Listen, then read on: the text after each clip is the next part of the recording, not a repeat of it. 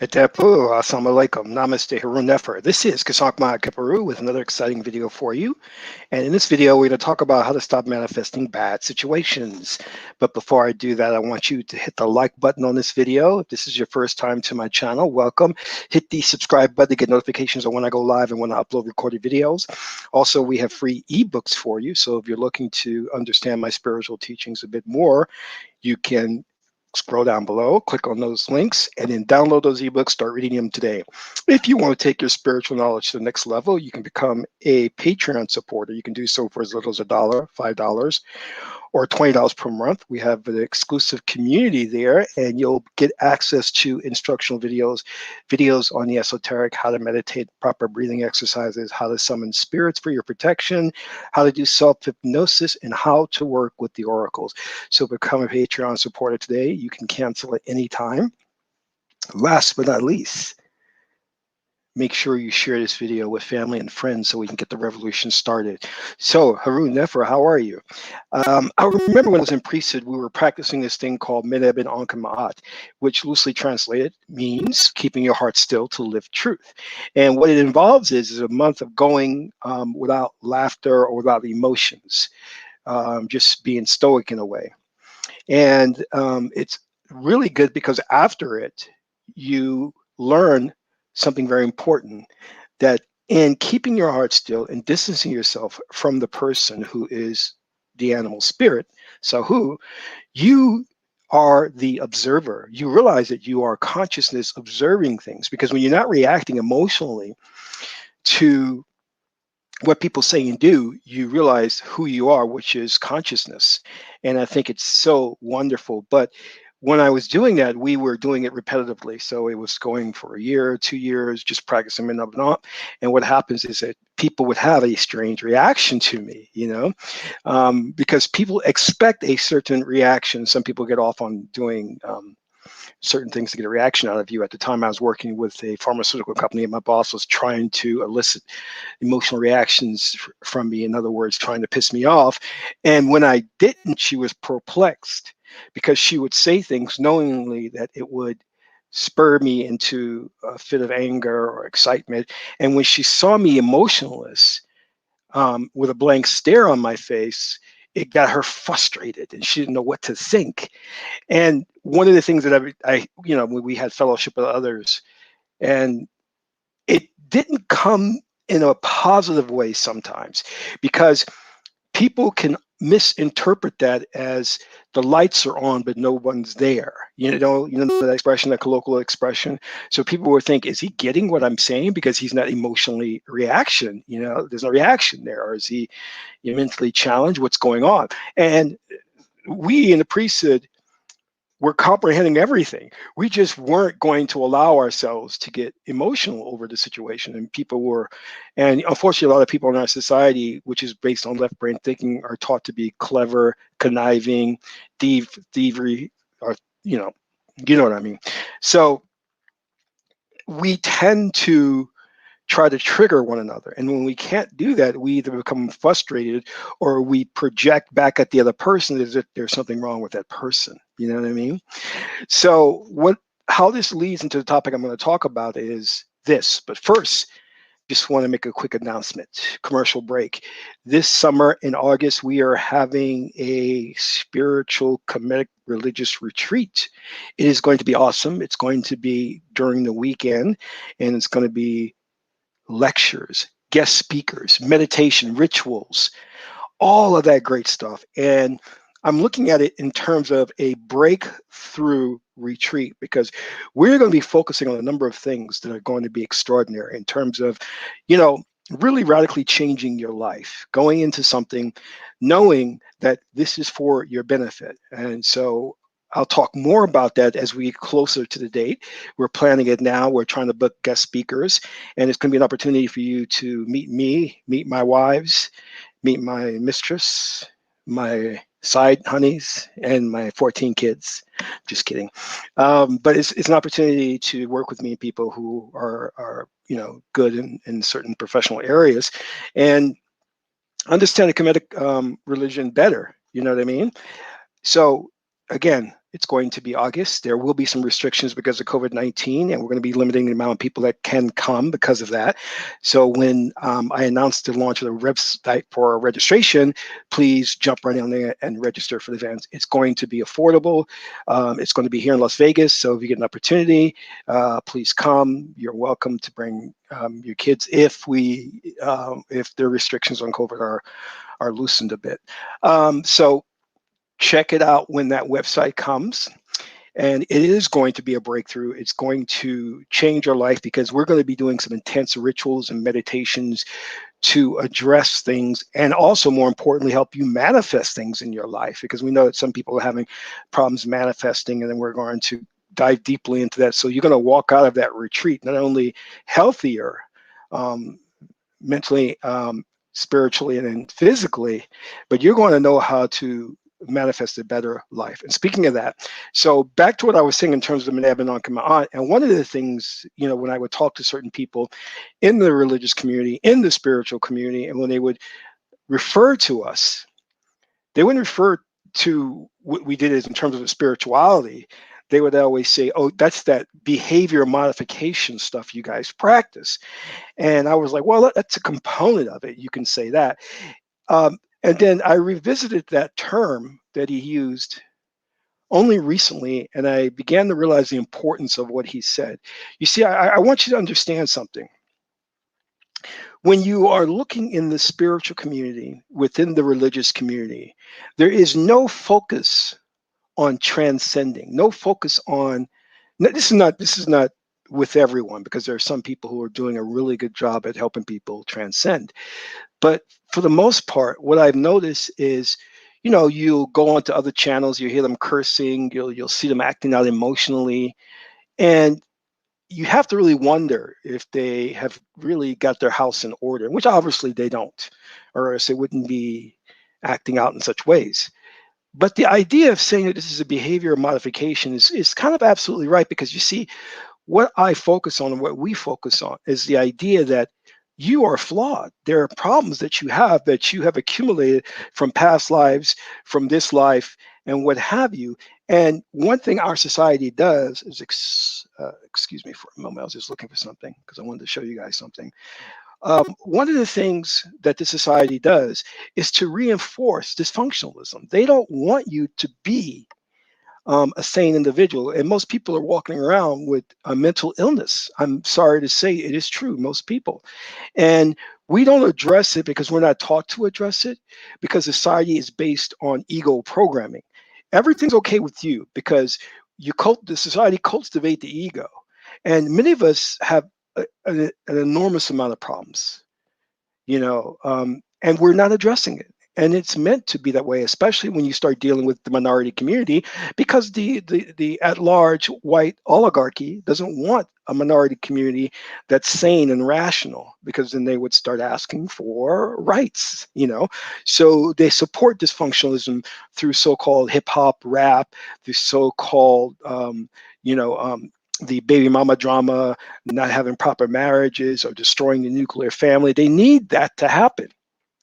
But we in the Kemetic community, when we were at our temples, we focused on, and this is what I was trying to point out here, and I still do this today, is to take an audit of yourself and say, what are my hangups? What are the problems that I have?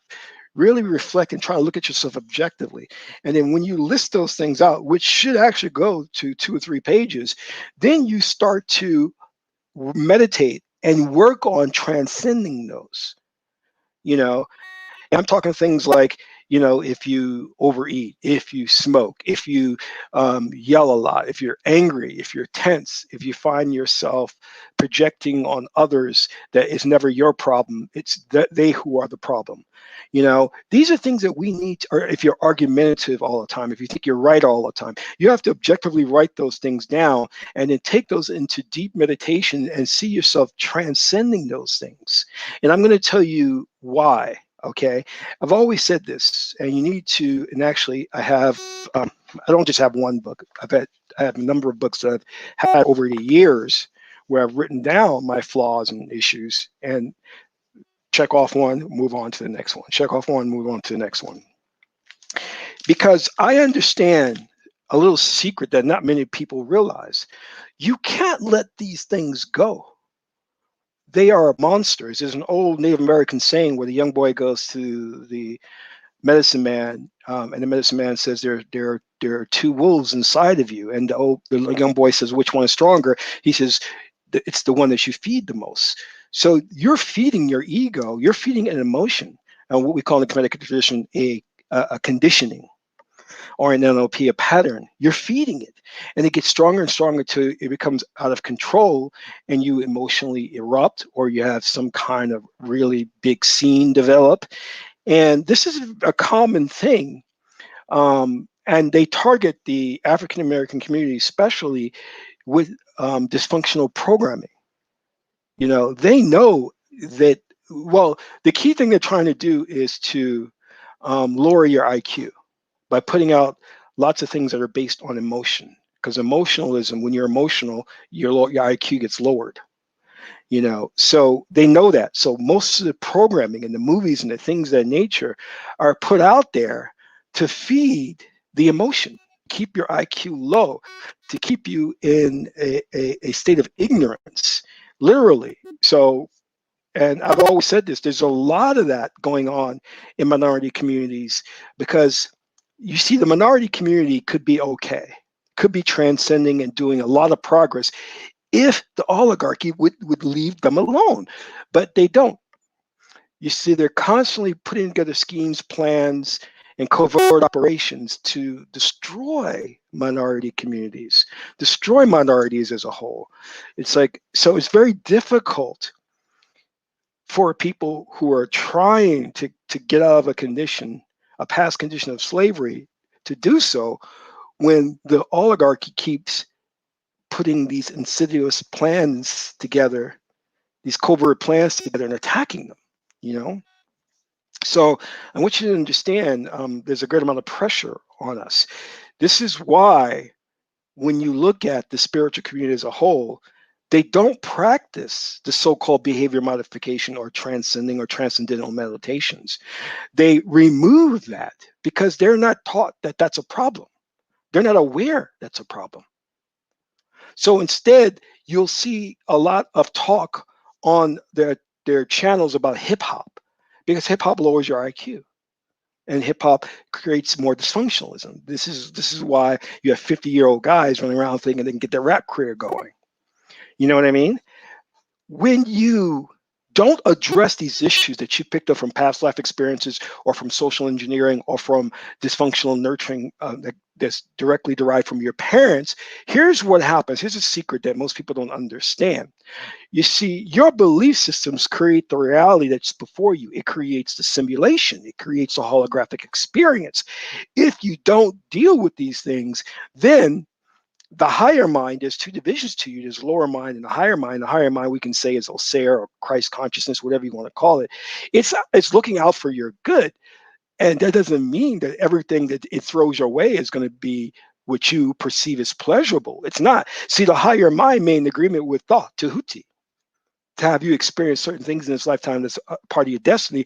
But also with that, your higher mind is going to throw things your way that come directly from your belief system. If you are in general just a disagreeable person, argumentative person, your higher mind is going to create situations and scenario that will bring you into confrontations all the time, because it's trying to wake you up to the fact that, hello, this is an issue. You have not dealt with it. You have not transcended this. And until you do, I'm going to keep bringing it your way. And it's going to seem just like little breadcrumbs at first until it becomes a full blown experience that you don't like, where you encounter police, they lock you up for 6 months because you refuse to acknowledge the signs and you refuse to do the work. And for us in the spiritual community, the work is sitting down and meditating and seeing the visualization of ourselves transcending those. Because if we don't do that, our inner mind, our higher mind, will create situations to bring those problems up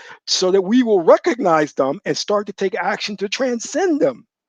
If you've been in situations where your father is abusive to you and you're a young woman and you're walking around, every man you meet who comes close to you, you jerk back. Well, your higher mind is going to put more situations where men are around you to get you to recoil. And in doing that, it wants to wake you up to the fact that, hey, I understand this happened. It's very unfortunate that it happened, but I need you to transcend this. Don't ignore it. But you know what? We go along. We don't even think that a therapist is necessary. Everybody should be working with a therapist. I'm sorry, you should. Everybody should be working with therapy because we're not sane individuals. We're in an insane world that is trying to push us toward the future of Satanism, trying to instill more dysfunctionalism upon us. And we're talking about we don't need a therapist. You're damn right. You've got social engineering. You got subliminal messages hitting your way. You are not a well person. And because you have this subliminal frequencies hitting your way to get you to manifest negative situations, you need a therapist. See, the idea is if you don't ferret these things out from within you, they're going to become a 3D holographic experience until you wake up to the fact that, oh, I think I should deal with this problem.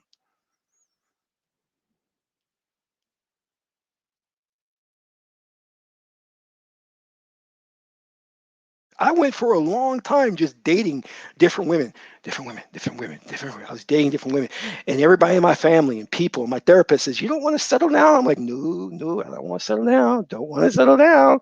And then, of course, my higher mind says, "Hey, listen, you shouldn't be alone. You need to be in a relationship."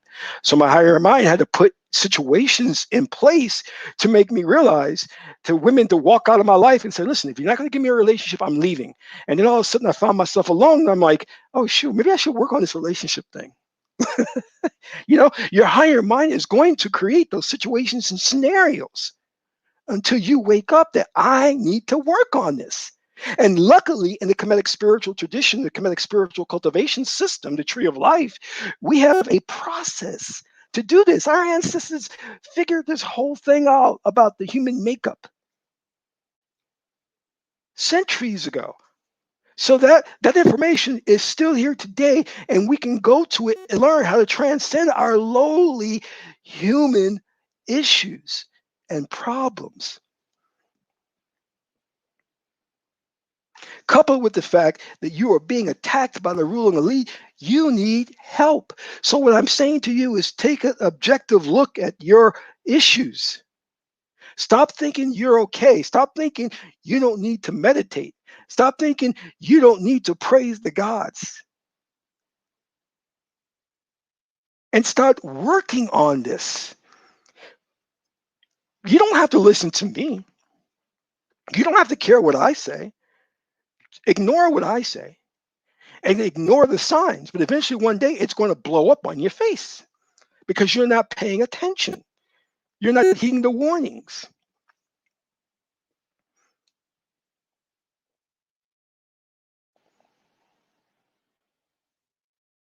You know, we don't just talk about getting these issues out of your system just so you could be a good person. That's great. That's wonderful. That's noble. But you don't want to have these situations keep cropping up in your life. Keep going through this stuff. Bad relationships, money problems, relationship with problems, relationship with the kids, problems at work. All of these are coming from belief systems inside your psyche. And if you are able to go through the tree of life meditation system, you will ferret these out. And lo and behold, you'll never see these situations crop up again. I guarantee you. Now, I'm not saying that your life is going to be full of harmony, pink unicorns, rainbows, butterflies. No, your life's not going to be that because you're here to experience problems. That's the key. You're here to experience challenges. But what you can be sure of is that once you transcend an issue, you can move on to the next one and not worry about that issue coming back at you. If you've been in abusive relationships and you learn to transcend the fear and the pain of those relationships, you don't have to worry about encountering that again. You'll have to worry about other things because it's like an onion. Once you peel one layer another layer appears. So there's other things that you're going to have to deal with that are still trapped in your psyche. Sometimes they're buried very deeply.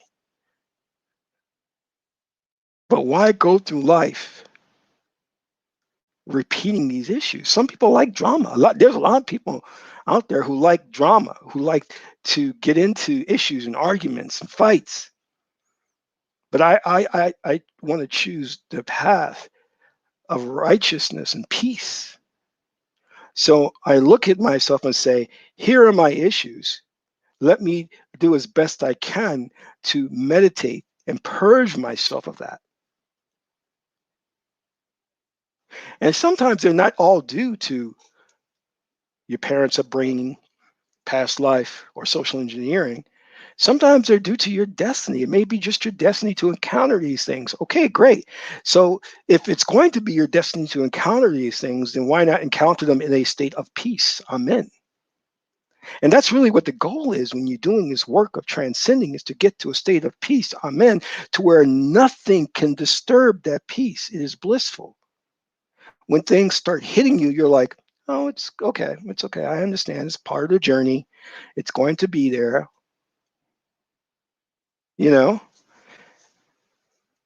I had an issue keep coming up, and it was hitting me for at least 30 years until last week I resigned myself to understanding it. I said, wow, I've been fighting this thing for 30 years, not realizing it's not going away. It's part of my destiny. So then a friend, she goes, well, what do you do? I said, the only righteous thing you can do is be at peace with it. Accept it. I said, oh, okay, this thing's here to stay. I'm gonna be at peace with it. I'm accept it. And I'm not gonna get stressed out over it. Because if it's here and it's part of your destiny, rest assured the ancestors are aware of it. God is aware of it. You know? And if you do the right thing, what you're supposed to be doing when you confront it, then you have nothing to be afraid of, nothing to worry about.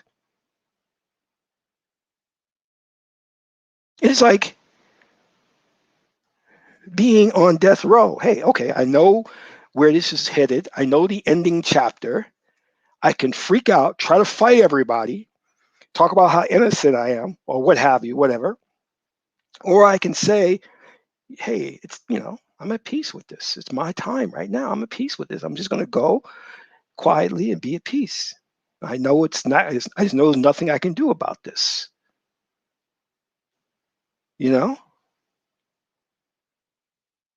And and it's not about acceptance, because I don't teach acceptance of oppression and turmoil. I don't teach that, because I teach that you are God and you can transcend all that. You can create the reality of your dreams. But what I'm saying is, if there's things that are in your path due to your destiny, which you cannot change, then that is when the law of amen comes into place, where you be at peace and at rest with this challenge. And you say, okay, this is where I'm at right now. I remember there was a high priest in our temple, and I would bug him every now and then. I would come to him, really nice old man, really nice. And I said, oh, my life's a wreck. And he would say, are you dead yet? And I said, no. He says, then it ain't over. Your life ain't a wreck. I was like, you're right there. He says, young man, you got plenty of time. So, and I say that in this to keep things in perspective, is you're an infinite being. You're going to have an infinite amount of lives. This life is going to almost mean nothing to you when you get into the 5D realm and you can see the totality, or you hopefully can experience. You're not going to see it. You're going to experience the totality of infinity. And then you're going to realize, what was I wrapped up in that one life when I've got billions and billions of lives? Do you understand? We here, limited within this fourth dimensional plane, three dimensions of time, one in space, are under the illusion of what we're experiencing is so real, so concrete, so finite. But that's an illusion. It's Maya. Your true state of consciousness can perceive infinity, can perceive all in a singularity at once. But this infinite limited being can only perceive the here and the now, this now moment, because it's stuck and trapped in the ego. The ego puts the wall up between you and source. But when that ego comes down through transcendental meditation and you connect with source, then you no longer feel the physical body. You experience all things at once. You become one with all. And then you know who you truly are. Damn, isn't that like powerful? I know who I truly am. I am all things and no one thing. We exist in this realm, in this finite moment, to have one experience. But when we die and transcend and go back to our true self, we didn't know everything. We re-experience that and know that we are all things. And we look back upon this one small grain of sand of a life and know this was nothing. And we look back upon the physical body that we inhabited and know that that body was nothing in comparison to the power of who we truly are, which is consciousness, unlimited power, unlimited wisdom. That's who you are. But you cannot get there. You cannot experience that if you are beset with emotions and dysfunctionalism and hangups. You have to transcend those things, because if you don't, you're only trapped in the animal spirit. And you're going to reincarnate over and over again, get the same experiences over and over again until you wake up to the fact that you need to do the work. This life is a preparation for your death. Because if you do not transcend these emotionalism, these things that come your way when you die, they will come back at you in this form of evil spirits, evil entities to scare you and frighten you because you've succumbed to your emotions in this life. Those who celebrate the physical, celebrate the wayward pleasures of this world, will pay a heavy, heavy price. Don't think they're getting away with anything, because there is a God, and there is a place known as nirvana, peace, amen. And there is a realm where you're tortured by your own thoughts and beliefs that you've harbored. So I want to thank you for tuning in today. Hope this message finds you well. This is Qesankh Ma Keperu, son of Ma and Tahuti. Ma is a beautiful goddess Heteru. Until my next video, Amen Ra.